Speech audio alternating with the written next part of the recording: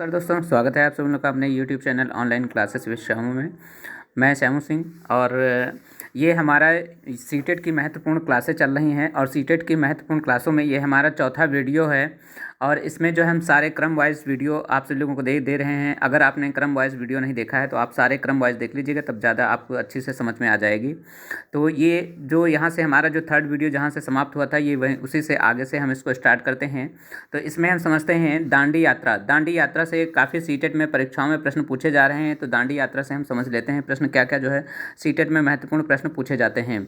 आइए देखें, सन 1930 ईस्वी में अंग्रेजों ने भारत के आम लोगों को जो है नमक बनाने पर क्या कर दिया था, प्रतिबंध यानी पाबंदी लगा दी थी, जिस कारण महात्मा गांधी जी ने जो है दांडी यात्रा शुरू की है। तो यानी जो अंग्रेजों ने नमक यानी भारतीयों को जो है नमक बनाने पर क्या लगा दिया था, तो प्रतिबंध लगा दिया था, जिसके कारण जो महात्मा गांधी ने दांडी यात्रा को शुरू किया था। गांधी जी का कहना था कि जो चीज़ हमें कुदरत ने दी है उसे बनाने पर बाधित कैसे है, यानी कैसे आप लोग लगा सकते हैं। जानते हो कि नमक कैसे बनाया जाता है? समुद्र के पानी को ज़मीन पर क्यारियों में जमा कर दिया जाता है और तेज़ धूप में जो है इसको सुखा दिया जाता है और नमक के ढेर वहीं रह जाते हैं और फिर उसे यानी फैक्ट्री में ले जा करके उसमें साफ़ करके उसको आयोडीन मिला करके मार्केट में भेज दिया जाता है। तो ये हमारा जो है नमक बनाने की विधि होती है। तो इसे जो है दांडी यात्रा इसलिए शुरू किया गया था, क्यों? क्योंकि नमक जो है नमक बनाने पर अंग्रेज़ों ने क्या कर दिया था, प्रतिबंध लगा दिया था, इसलिए दांडी यात्रा शुरू की गई थी। आगे आइए समझते हैं। आगे उन्होंने लोगों के साथ मिलकर जो है अहमदाबाद दांडी से यानी समुद्र तक एक लंबी यात्रा की और इस गलत कानून को तोड़ा और इसमें जो है यानी इस कानून को तोड़ दिया था उसने, जो है किसने, महात्मा गांधी ने बाद में। नेक्स्ट है, आगे देखिए, ये देखिए नमक जो है इस तरीके से क्यारियों में, बड़ा बड़ा सा क्यारियों में पानी भरा जाता है समुद्र को और उसको धूप में सुखा दिया जाता है, जिससे नमक के ढेर सारे निकल आते हैं और फिर बाद में इसे जो है साफ़ करके इसमें आयोडीन मिला करके फिर नमक यानी जो है पैकेट में पैक करके इसे मार्केट में भेज दिया जाता है। नेक्स्ट आगे समझते हैं। देखिए, अब ये देखिए तरुण भारत संघ। तरुण भारत संघ से काफ़ी जो है प्रश्न भी यानी सीटेट में काफ़ी पूछे जाते हैं। तो तरुण भारत संघ एक ऐसी संस्था है जो जल के संरक्षण के लिए कार्य करती है। तो ये भी पूछा जाए कि तरुण संघ जो है किसके लिए कार्य करती है, तो जल संरक्षण के लिए क्या करती है, कार्य करती है। राजेंद्र सिंह जो है इसके संस्थापक हैं एवं वर्तमान अध्यक्ष हैं तथा इन्हें जो है यानी मैग्सेसे पुरस्कार से जो है इन्हें सम्मानित किया जा चुका है, ये भी ध्यान रखना है इसे। फिर आगे है भीमा संघ। तो भीमा संघ से यहाँ इनकी स्थापना जो है कौन करना है, तो कर्नाटक राज्य के बच्चों के द्वारा की जाती है। उद्देश्य इसका क्या है, जल संरक्षण को प्रोत्साहन देना है, यानी जल संरक्षण भी करना है और उसको प्रोत्साहन भी देना है। तो ये किसे भी अगर पूछा जाए तो ये भीमा संघ से संबंधित है। आगे आइए देखिए समझते हैं। थ्रेसिंग या गहर यानी घनाई जो है करना, तो इसे थ्रेसिंग हम जो है समझते हैं आगे। थ्रेसिंग या जो है यानी गहाई करना तथा काटी गई फसल से बीजों दानों को जो है भूसे से अलग करना थ्रेसिंग कहलाता है या फिर गहाई करना कहलाता है। नेक्स्ट है, इस प्रक्रिया में जो है डंठल को पीट कर जो है अनाज के बीज से निकाले जाते हैं और डंठल को अलग कर दिया जाता है और इस कार्य में यानी बम्बाइन मशीन या थ्रेसर जो है द्वारा जो है किया जाता है। जैसे ये देख रहे होंगे यहाँ पे धान है, इस धान को जो है पीट कर करके धान को अलग कर लेते हैं और इसका जो है अलग जो है इसका जो मटेरियल बचता है वो अलग कर देते हैं। तो इस यानी अनाज को है अलग कर लिया जाता है। ये कौन सी विधि कहलाती है, तो ये थ्रेसिंग विधि कहलाती है। नेक्स्ट आगे समझते हैं। देखिए निष्पावन विधि। निष्पावन विधि थोड़ा समझ लेते हैं यहाँ से। देखिए, इस विधि के उपयोग से जो है हल्के भूसी के कणों को अनाज के बीजों से यानी अलग कर लिया जाता है, जैसे गेहूँ, दाल आदि से अलग किया जाता है और इस विधि में भूसी के कण हवा के द्वारा जो है उड़ाकर दूर कर दिए जाते हैं और अनाज जो है शुद्ध अनाज बच जाता है। इस तरीके से देखे होंगे ये यहाँ से जो है यानी अनाज को जो है यानी क्या कर रही हैं, जो है इसको निष्पावन कर रही हैं और निष्पावन करते समय ये इसके जो धूल के कण जो हैं ये बाहर निकल जा रहे हैं और जो यानी साफ अच्छा अनाज है वो एक साथ कलेक्ट हो जा रहा है यानी एकत्रित हो जा रहा है। तो ये जो है निष्पावन विधि कहलाती है। नेक्स्ट आगे समझते हैं। पकाने के तरीके। देखिए, पकाने के कई तरीके होते हैं, एक तो भून कर, एक उबाल कर और एक तल कर और एक सेंक कर। तो 3-4 तरीके से जो है भोजन को यानी जो है पकाया जा सकता है। ये इसके हैं पकाने के तरीके। नेक्स्ट आगे समझते हैं। देखिए यूपी अर्थात यानी उत्तर प्रदेश। उत्तर प्रदेश जो है किस लिए फेमस है और उत्तर प्रदेश में क्या क्या चीज़ें पाई जाती हैं, इसके लिए यहाँ से राज्यों में दे रखे हैं। तो राज्यों के जो है कुछ यानी उनके प्रसिद्ध खाद्यान्न फसलें दे रखी हैं या उनके प्रमुख जो कुछ त्यौहार दे रखे हैं, तो वो चीज़ें हम देख लेते हैं। देखिए उत्तर प्रदेश जो है कचनार के फूल की सब्जी जो है यूपी में खाई जाती है। तो उत्तर प्रदेश में कचनार की जो सब्जी होती है वो काफ़ी जो है खाई जाती है। नेक्स्ट है महाराष्ट्र में सहजन के फूल के यानी पकौड़े बनते हैं। तो महाराष्ट्र में किसके जो है बनते हैं, तो सहजन के जो फूल के पकौड़े होते हैं वो काफ़ी बनते हैं। नेक्स्ट है आगे है असम। देखिए असम को समझते हैं। असम में जो है बोरा असम में खाए जाते हैं, यानी बोरा जो होते हैं असम में खाए जाते हैं। चावल की किस्म है या बिहू का त्यौहार है। जब बिहू उस समय होता है, क्योंकि असम का प्रमुख एक नृत्य है कौन सा, बिहू। तो ये जो है यानी चावल की किस्म तैयार होती है तो उस समय बिहू का नृत्य भी होता है। कहाँ पे, असम राज्य में। आगे है गोवा तथा कश्मीरी। तो गोवा तथा कश्मीरी से यहाँ भी प्रश्न पूछे जाते हैं। गोवा में मछली को नारियल के तेल में तथा जम्बो और कश्मीर में सरसों के तेल में तला जाता है। यानी देखिए जो गोवा के लोग हैं जो मछली कैसे बनाते हैं, तो नारियल के तेल में जो है जब बनाते हैं, और जम्मू कश्मीर के जो है सरसों के तेल में यानी मछली जो है बनाते हैं। दोनों में फ़र्क है, थोड़ा इसको ध्यान रखना है। तो यहाँ से प्रश्न काफ़ी पूछे जाते हैं कि गोवा लोग जो है किस में मछली बनाते हैं, तो नारियल के तेल में बनाते हैं, और जम्मू कश्मीर के लोग किस में बनाते हैं, तो सरसों के तेल में मछली पकाते हैं। नेक्स्ट आगे देखिए समझते हैं गुजरात। तो गुजरात से यहाँ भी काफ़ी प्रश्न पूछे जाते हैं। गुजरात के प्रमुख खाद्य जो है ढोकला, चटनी और चावल यानी मिठाई, चावल मिठाई है। नेक्स्ट है तो ये कहाँ का, ये जो है प्रमुख जो है गुजरात के जो प्रमुख क्या हैं, ये प्रमुख खाद्यान्न हैं, क्योंकि जो ढोकला वहाँ काफ़ी खाया जाता है और चटनी वाले चावल जो हैं काफ़ी खाए जाते हैं और मिठाई भी वहाँ खाई जाती है। आगे देखिए यानी वलसाड। वलसाड स्टेशन गुजरात में है और यहाँ जो है बटाटा यानी बटाटा वड़ा पूरी तथा सागा मशहूर जो है, काफ़ी साग मशहूर जो है काफ़ी फेमस है यहाँ पर। नेक्स्ट आगे है हांगकांग। हांगकांग से भी काफ़ी परीक्षाओं में प्रश्न पूछे जाते हैं। हांगकांग में एक सांप का एक व्यंजन खाया जाता है। तो काफ़ी ये जो है चाइना के लोग जो है हांगकांग खाना पसंद करते हैं। इसमें जो है यानी सांप को जो है व्यंजन के रूप में खाया जाता है, जिसे लिंगहून फेन कहते हैं। जिसे क्या कहते हैं, लिंगहून फेन कहते हैं। नेक्स्ट आगे समझते हैं। देखिए केरल के लोग क्या खाना पसंद करते हैं, तो केरल में नारियल के पेड़ यानी नारियल के जो पेड़ होते हैं और चावल की खेती होती है। वहाँ पर नारियल के पेड़ होते हैं और चावल की क्या होती है, खेती होती है। कहाँ पर, केरल में। नेक्स्ट है केरल के फूलों की सब्जी जो है केरल में खाई जाती है। तो केरल यानी केले की जो सब्जी होती है, केरल में जो केले के जो फूलों की सब्जी होती है काफ़ी केरल में जो है खाई जाती है। केरल तमिलनाडु व कर्नाटक यानी इडली डोसा चावल, ये जो है इसके क्या हैं, प्रमुख यानी खाद्यान्न है। कहाँ कहाँ के, केरल के, तमिलनाडु के और कर्नाटक में। तो केरल में क्या खाया जाता है, इडली, तमिलनाडु में डोसा और कर्नाटक में चावल। तो ये जो है वहाँ के प्रमुख क्या हैं, यानी वहाँ के प्रमुख भोजन है, इसे ध्यान रखना है। नेक्स्ट आगे समझते हैं। देखिए आगे है केरल का टैपियोका। तो टैपियोका जो है यहाँ से काफ़ी परीक्षाओं में प्रश्न पूछे जाते हैं। केरल में टैपियोका ज़मीन के जो है नीचे उगाया जाता है। यह एक जो है प्रकार का यानी फल है जिसे केरल के लोग उबाल कर खाते हैं। ये जो टैपियोका है केरल में काफ़ी ज़मीन के नीचे उगाया जाता है, जिसे केरल के लोग इसे उबाल कर खाते हैं। टैपियोका को जो है कप्पा या कसावा भी कहा जाता है। कप्पा या कसावा भी इसे कहा जाता है। साबूदाना टैपियोका से बनता है। जो साबूदाना होता है वो किससे बनता है, तो टैपियोका से बनता है। नेक्स्ट आगे समझते हैं। देखिए आगे है चांगथाम। तो चांगथाम से यहाँ से काफ़ी प्रश्न जो पूछे जाते हैं चांगथांग से, चांगथांग भी समझ लेते हैं। देखिए चांगथांग पश्चिमी और उत्तरी तिब्बत में एक ऊंचा पठार है। यह जो है 5000 मीटर ऊंचाई पर स्थित है, जो कुछ हद तक यहाँ भारत के लद्दाख क्षेत्र में दक्षिण पूर्व में भी फैला हुआ है। यहाँ चांगपा नाम की एक प्रजाति है जिसकी आबादी कुल जो है 5000 लोग हैं। यह हमेशा अपनी भेड़ बकरी के साथ जो है घूमते रहते हैं। चांगपा के लोग जो है अपने टेंट यानी अर्थात रेबो कहते हैं, अपने टेंट को क्या कहते हैं, रेबो कहते हैं। रेबो का निर्माण जो है याक के बालों के पट्टियों से किया जाता है। रेबो का निर्माण जो याक के पट्टियों यानी याक के पट्टियों से किया जाता है। ये इसको पहले बता चुके हैं। नेक्स्ट आगे देखिए चांगपा की भाषा जो है चांगथांग का मतलब ऐसी जगह है कि जहाँ कम लोग रहते हैं। तो चांगथाम यानी ऐसी जगह उसे ऐसे कहते हैं जहाँ पर कम लोग रहते हैं, उसे क्या कहते हैं, चांगथांग कहते हैं। यहाँ एक भी पेट्रोल पंप नहीं है। यहाँ एक भी पेट्रोल पंप नहीं है।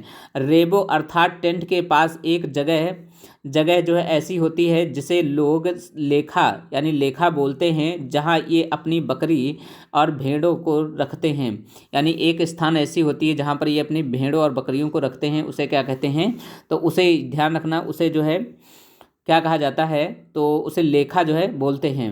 नेक्स्ट आगे, लेखा की दीवारें पत्थरों की जो है बनी होती हैं। तो लेखा की जो दीवारें होती हैं किससे बनी होती हैं, तो वो पत्थरों की बनी होती हैं। नेक्स्ट है अगला, देखिए, हर परिवार अपने जो है जानवर की एक विशेष प्रकार का चिन्ह बनाता है। नेक्स्ट है, हर परिवार जो होता है अपने जानवर पर एक विशेष प्रकार के क्या बना देता है, चिन्ह बना देता है, कि जिससे जो है जानवर यानी अदला बदली ना होने सके। नेक्स्ट, औरतें और छोटी बच्चियां जानवरों को गिन कर चराने ले जाती हैं और फिर लौट कर उन्हें दोबारा गिनती हैं।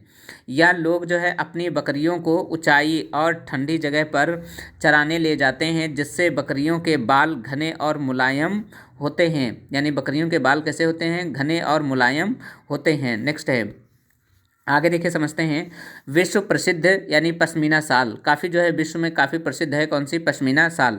तो ये जो पश्मीना शाल, ये भी देखिए, ये बकरियां हैं, ये काफ़ी, ये जो है काफ़ी बड़ी बड़ी बकरियां हैं, इनके बाल आप देख सकते हैं कि कितने बड़े बड़े इनके बाल होते हैं। तो ये जो है कौन सी बकरियां हैं, इन्हीं बकरियों के बाल से जो है पश्मीना शाल बनाई जाती है।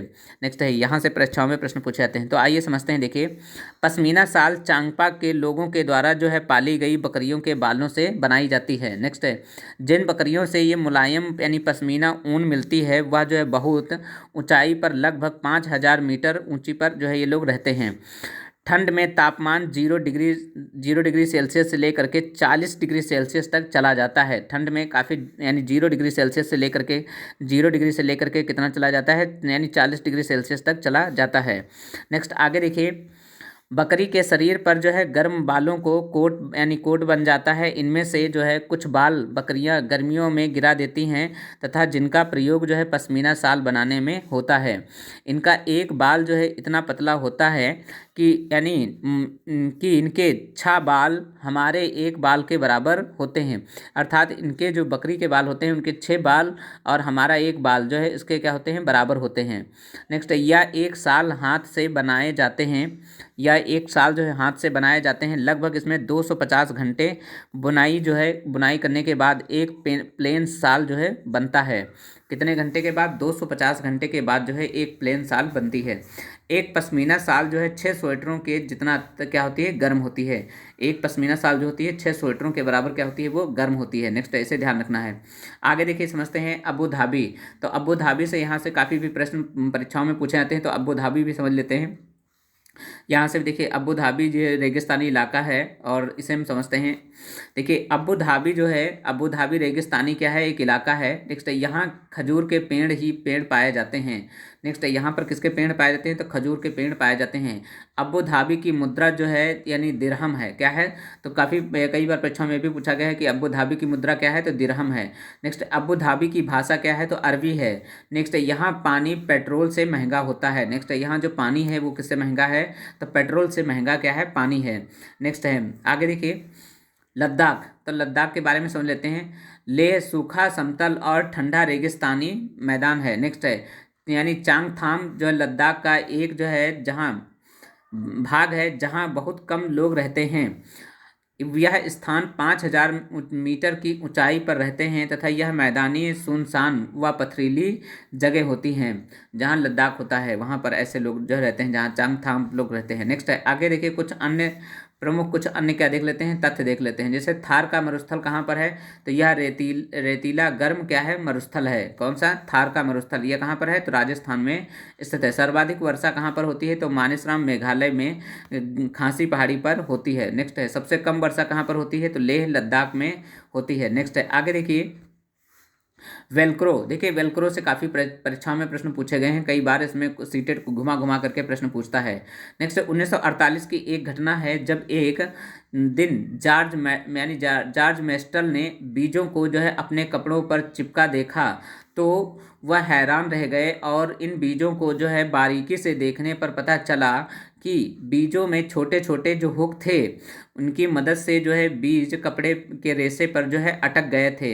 और यह जो है देखकर जॉर्ज मेस्टल को जो है आइडिया आया कि वेल्क्रो बनाने का एक जो है वेग जूतों में प्रयोग होता है। नेक्स्ट है, ये इस तरीके से देखे होंगे आप, चप्पल में जूतों में कभी कभी इसको जो है प्रयोग करते हुए देखे होंगे। ये ऐसे यानी चिपकाया छुड़ाया जाता है, इसको क्या कहते हैं, वेल्क्रो। नेक्स्ट है, इसको जो है आगे देखिए, ब्रेल लिपि यानी ब्रेल लिपि, तो ब्रेल लिपि से काफ़ी परीक्षाओं में पूछा जाते हैं। ब्रेल लिपि किस तिथि को मनाया जाता है, तो 4 जनवरी को ब्रेल लिपि दिवस मनाया जाता है। ये 6 बिंदुओं पर आधारित होती है। नेक्स्ट है, ये देखिए ये व्यक्ति हैं और इनका जो है छोटे जो थे तो ये जो है किसी औजार से खेल रहे थे और औजार इनकी आंखों में लग गया था, जिससे ये क्या हो गए थे, अंधे हो गए थे। तो इनको बाद में जो है दिखाई नहीं दिया और ये काफ़ी जो है पढ़ने में रुचि रखते थे। इससे उन्होंने फिर बाद में जो है ब्रेल लिपि का क्या कर डाला, आविष्कार कर डाला। तो 6 बिंदुओं पर ये आधारित होती है। नेक्स्ट है, इसको जो है छू छू करके यानी स्पर्श करके जो है इसको पढ़ा जाता है। नेक्स्ट आगे देखिए, यहाँ से समझते हैं, यानी लुइस ब्रेल फ्रांस के थे और ये 3 साल की उम्र में अपने पिता के औजारों से खेलते हुए और इनकी आंखों की रोशनी चली गई। पढ़ाई में बहुत इनका जो है रुचि थी, पढ़ाई में काफ़ी इनकी जो है क्या है रुचि थी। यह पढ़ने और लिखने के विभिन्न तरीके सोचने लगे और फिर इन्हें यह एक तरीका निकाला कि जो बाद में लुइस क्रिस्ट के नाम से इसे जाना गया। यह मोटे कागज या एक जो है मोटे कागज पर एक नुकीली चीज़ से 6 बिंदुओं पर उभरा हुआ यानी उभारा जाता है। फिर उसे उभरे हुए बिंदुओं पर उंगलियों के सहारे इन्हें स्पर्श करते हुए जो है पढ़ा जाता है। यह ब्रेल लिपि जो है इसे कहलाती है। यह जो है स्क्रिप्ट 6 बिंदुओं पर क्या होती है, आधारित होती है। तो ये कितने बिंदुओं पर आधारित है, 6 बिंदुओं पर आधारित है। नेक्स्ट आगे समझते हैं, देखिए अंतरिक्ष यानी अंतरिक्ष यात्री। नेक्स्ट है, तो अंतरिक्ष यात्री से काफ़ी परीक्षाओं में जो है प्रश्न जो है पूछे जाते हैं, यहाँ से भी देख लेते हैं थोड़ा। देखिए प्रौद्योगिकी में जो है विकास एवं विज्ञान में उन्नति के साथ साथ आंतरिक यात्रा करना भी क्या होता है, संभव होता है। पृथ्वी की सतह से 100 किलोमीटर की ऊंचाई पर जो है यानी करमन रेखा पर जो है पाई जाती है। इसके बाद जो है अंतरिक्ष स्थित है। फिर इसके बाद अंतरिक्ष में जाने वाले प्रथम व्यक्ति जो है यूरी गागरिन हैं। ये कहाँ के हैं, तो USSR के जो हैं।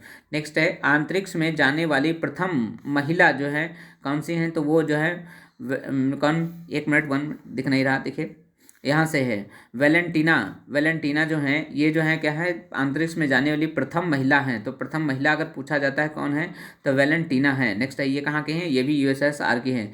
चंद्रमा पर जाने वाली प्रथम व्यक्ति कौन है, तो नील आर्मस्ट्रांग हैं। 20 जुलाई 1969 को जो है नील आर्मस्ट्रांग जो है किस पे, चंद्रमा पे गए थे। प्रथम भारतीय अंतरिक्ष यात्री कौन है, तो राकेश शर्मा है, 1984 में जो है यानी गए हुए थे। नेक्स्ट आगे समझते हैं, देखिए ये है राकेश शर्मा। तो राकेश शर्मा के बारे में आइए समझ लेते हैं। भारत के प्रथम और विश्व के 138वें अंतरिक्ष यात्री राकेश शर्मा का जन्म 13 जनवरी 1949 को यानी पंजाब के पटियाला में हुआ था और 3 अप्रैल 1984 को जो है सोवियत संघ के अंतरिक्ष में यानी सोयूज T11 से अंतरिक्ष के लिए इन्हें रवाना हुए और वे 7 दिन 21 घंटे और 40 मिनट स्पेस स्टेशन सैल्यूट किया तथा 7 घंटे बिताने के बाद जो है वह धरती पर लौट आए थे। कौन, राकेश शर्मा।